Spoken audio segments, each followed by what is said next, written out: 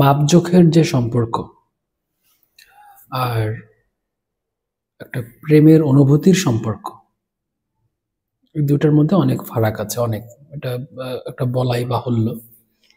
সব পার্থক্য আছে বলেই তো দুইটা নাম। যে সম্পর্কটা খুব মাপজোখের, এখানে অনেক হিসাব নিকাশ থাকে। এটা এরকম, ওটা ওরকম, এটা পেলাম না কেন, ওইটা দিলাম, তার বিনিময়ে তো এইটা পাওয়ার কথা, ইত্যাদি ইত্যাদি। প্রেমের সম্পর্কটা কোনো গ্রামারে ফেলা যায় না। এটা অনেক রকম হতে পারে।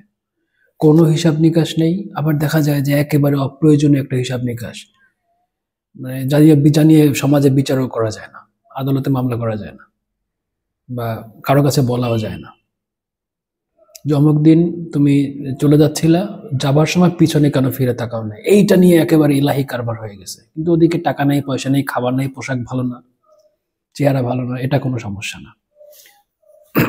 তো এই প্রেমের সম্পর্কটাকে একটু স্রষ্টার দিকে নিয়ে যাই। মানুষে মানুষে না, যে কোনো মানুষের সাথে তার যে সৃষ্টিকর্তার একটা সম্পর্ক।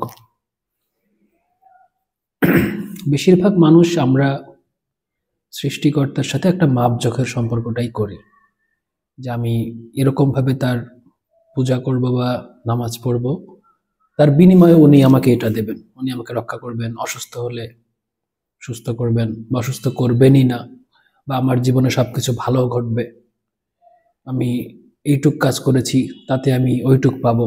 অনেকটা মজুরির মতো, যে তার কাজ করছে সে আমাকে মজুরি দেবে, মাপজোখের সম্পর্ক।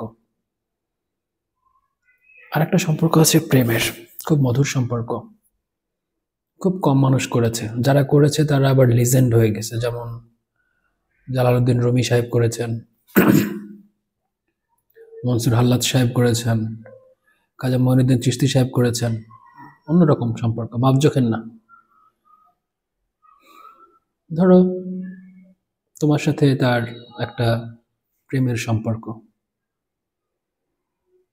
এখন এরকম একটা সম্পর্ক সবসময় মন তার দিকেই পড়ে থাকে। যারা মানুষের মধ্যে যারা প্রেম করেছে, এরা এরা জানে যে যেখানেই যাই, যে কাজই করি না কেন, মন ওই দিকে থাকে।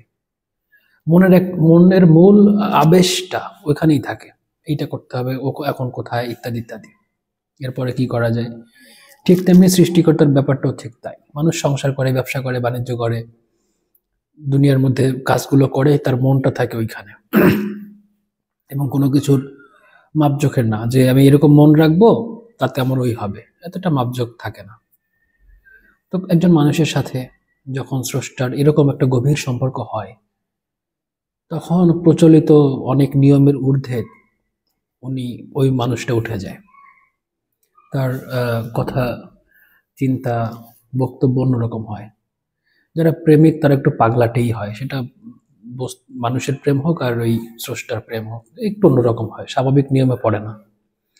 নিয়ম, গ্রামার ট্রামার অত তারা তোয়াক্কা করে না। যে যা বলে বলুক, আমি এই কাজটা করবো, তাই না? এই মানুষ পালায় যায়, মানুষের প্রেমেতেই পালায় যায়। স্রষ্টার সঙ্গে যখন প্রেমটা হয় তখন তো কথাই নেই, কি না কি করে বসে। তো এরকম প্রেম আছে, সম্পর্ক আছে, সবসময় মনটা তার সাথেই থাকে, তার সাথেই মানে আবেগের লেনদেন হয়। এই অবস্থায় যখন আমাদের জীবনে কোনো কিছু ঘটে যেটা আমি পছন্দ করি না, মানে আমার স্বাভাবিক চোখে মনে হচ্ছে এটা ভালো হয়নি, এটা আমার প্রত্যাশা ছিল না, তখন দুইটা দুই ধরনের অনুভূতি আমাদের হতে পারে, দুই ধরনের পথে আমরা যেতে পারি।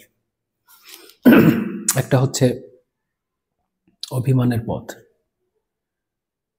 যে তোমার সাথে আমি ছিলাম, আমার মন তোমার সাথেই থাকে, তুমি আমার সঙ্গে আছো, আমাকে দেখো, কিন্তু তারপরেও আমার সাথে এই ঘটনাটা ঘটলো, পৃথিবী আমাকে আঘাত করলো, কেউ আমাকে কষ্ট দিল, তুমি দেখছো, কিছু করো নাই, অথচ আমি তোমার সাথে আছি। এই একটা ভাব, একটা অভিমানের ভাব। আর একটা ভাব হচ্ছে তুমি আমার সাথে আছো, আমি তোমার সাথে আছি, তোমার সঙ্গে প্রতিদিন আমার কথা হয়, দেখা হয়, আমার জীবনটাই তোমার জন্য।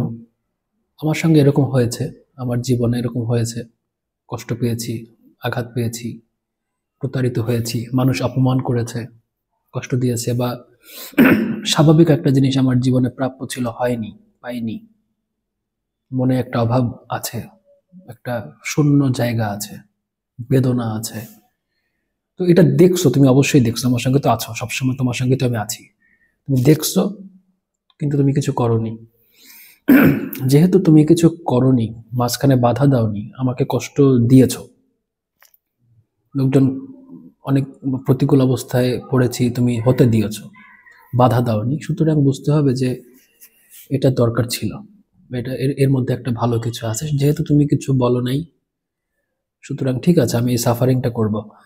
আহ, জালালউদ্দিন রুমি সাহেবের একটা কবিতা আছে, যে সম্ভবত জালালউদ্দিন রুমি সাহেব, যে আমি অনেকদিন কষ্ট পাই না, অনেকদিন আমি সাফারিং আমার হচ্ছে না, তার মানে হচ্ছে তুমি আমাকে ভুলে গেছো, মানে তুমি কেন আঘাত দিচ্ছ না আমাকে, এর মানেই হচ্ছে তুমি আমাকে ভুলে গেছো।